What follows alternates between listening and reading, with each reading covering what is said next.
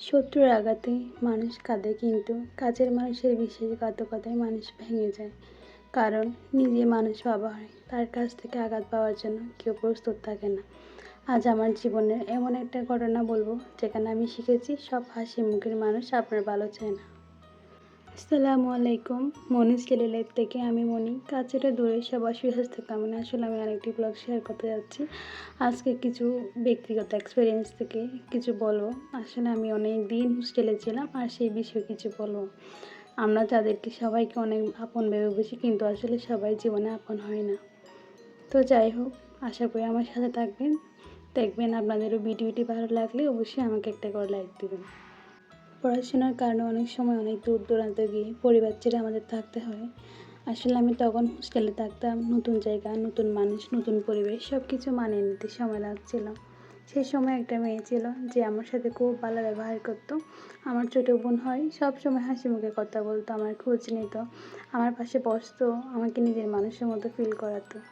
আসলে আপনি দেখবেন, পরিবার ছেড়ে একটা জায়গা থাকতে গিয়ে যারা আপনাকে এভাবে ট্রিট করে, দেখবেন তাদেরকে অনেক আপন মনে হবে, সব কিছু মন খুলে বলতে ইচ্ছে করবে।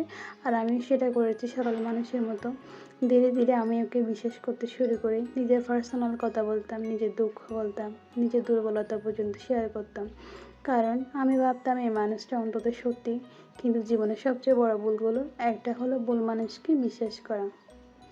একদিন হঠাৎ আমি এমন কিছু শুনে ফেলি যা আমার পৃথিবীটাই বদলে দেয়। আমি জানতে পারি যে মেয়েটা আমার সামনে আমার সাথে এত ভালো ব্যবহার করতো, সেই পিছনে আমার নামে বদনাম করতো, আমাকে নিয়ে খারাপ কথা বলতো, অন্যদের সামনে আমাকে ছোটো করতো, আমার সম্পর্কে মিথ্যা বলতো, এমনকি আমাকে হিংসাও করতো। আমি বিশ্বাসই করতে পারছিলাম না আসলে কি মানুষ এরকম হয়।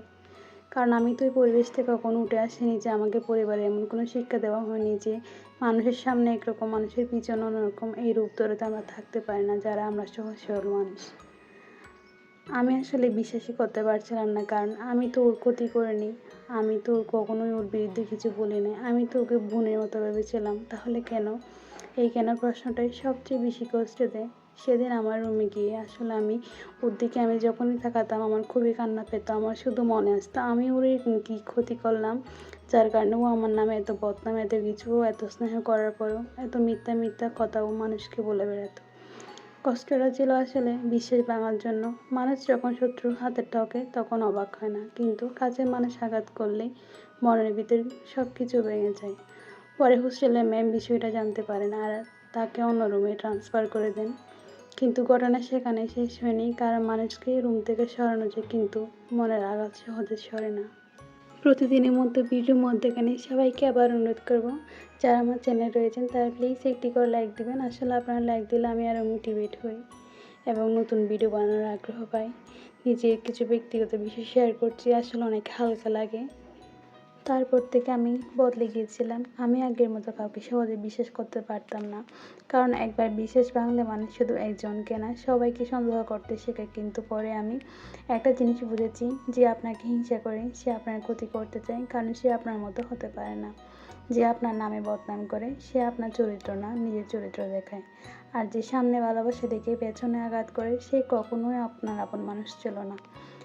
আজ আমি সেই মেয়েটাকে ঘৃণা করি না, কারণ সে আমাকে শিখিয়েছে সবাই বন্ধু না, সবাই আপন না, সব হাসি মুখে বিশ্বাস করা আসলে যোগ্য না সবাই। কিছু মানুষ আপনার জীবনে আসে থাকার জন্য না, শেখানোর জন্য। আর যদি কাউকে এমনভাবে আঘাত দিয়ে থাকে যাকে আপনি নিজের মানুষ ভাবতেন, তাহলে মনে রাখবেন আপনি ভুল করেননি বিশ্বাস করে, ভুল করেছে সে আপনার বিশ্বাসের মর্যাদা না দিয়ে।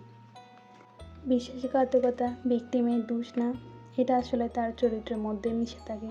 আর সেদিন আমি বুঝেছিলাম, কাছের মানুষের আঘাত মানুষকে দুর্বল না, মানুষকে শক্ত করে দেয়।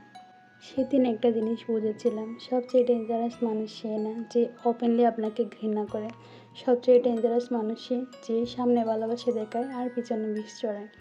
অনেক রাত আমি আসলে ঘুমাতে পারিনি যতদিন আমি ওর সাথে ছিলাম। এই ঘটনার পর থেকে শুধু ভাবতাম, মানুষ কি সত্যি এমন হতে পারে?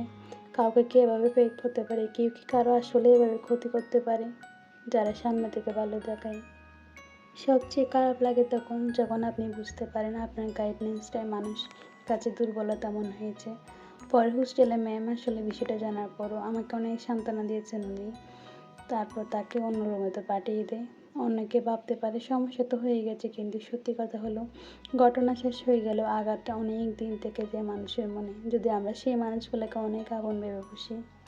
আসলে কিছু মানুষ আমাদের জীবনে আসে ভালোবাসার জন্য না, আমাদেরকে অবজার্ভ করার জন্য, আমার দুর্বলতা কোথায় জানার জন্য, আর সুযোগ পেলে আঘাত করার জন্য। আর যদি কেউ আপনাকে আঘাত করে থাকে তাহলে আপনি নিজের মানুষ ভাবতেন, তাহলে একটা কথা মনে রাখবেন, আপনি ভুল মনে করেননি, বিশ্বাস করেন ভুল করেছে সে, যে বিশ্বাসের মর্যাদা না দিয়ে চলে গিয়েছে।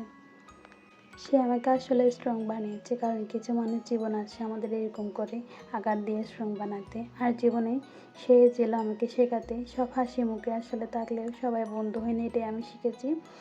আপনার জীবনে যদি এমন কেউ থেকে থাকে যে সামনে ভালোবাসে আর পেছনে আঘাত করেছে, তাহলে কমেন্টে লিখুন আমি শিখে গেছি। কারণ বিশ্বাসঘাতকতা মানুষকে ভাঙে না, মানুষকে আসলে চিনতে শেখায়। আর যদি কেউ আপনাকে ঠকিয়ে থাকে, মনে রাখবেন এটা আপনার গল্পের শেষ না, এটা শুধু একটা কঠিন অধ্যায়। একদিন আপনি পিছনে তাকিয়ে বলবেন ধন্যবাদ আমাকে ভাঙার জন্য, কারণ ভাঙার পরে আমি শিখেছি নিজেকে কীভাবে আরও শক্ত করে ধরতে হয়। অনেক কথাই বলে ফেললাম, আসলে আপনাদেরকে আজকে মনটা অনেক হালকা লাগছে। যদি এমন আরও যদি কি জানতে চান আমার রিয়েল লাইফ স্টোরি, তাহলে অবশ্যই আমাকে সাবস্ক্রাইব করতে পারেন আর একটা লাইক দিতে পারেন। যদি আপনি দেখতে দেখতে ভিডিও একটি অংশ ভালো লেগে যায়, অবশ্যই আমার সাথে থাকতে পারেন, চাইলে আমার চ্যানেলে যুক্ত হয়ে যেতে পারেন। আজকের ব্লগ এইটুকুই, সবাই আমার জন্য দোয়া করবেন যাতে আমি আরও শক্ত করতে পারি নিজেকে। সালামু আলাইকুম সবাইকে, আল্লাহ হাফেজ।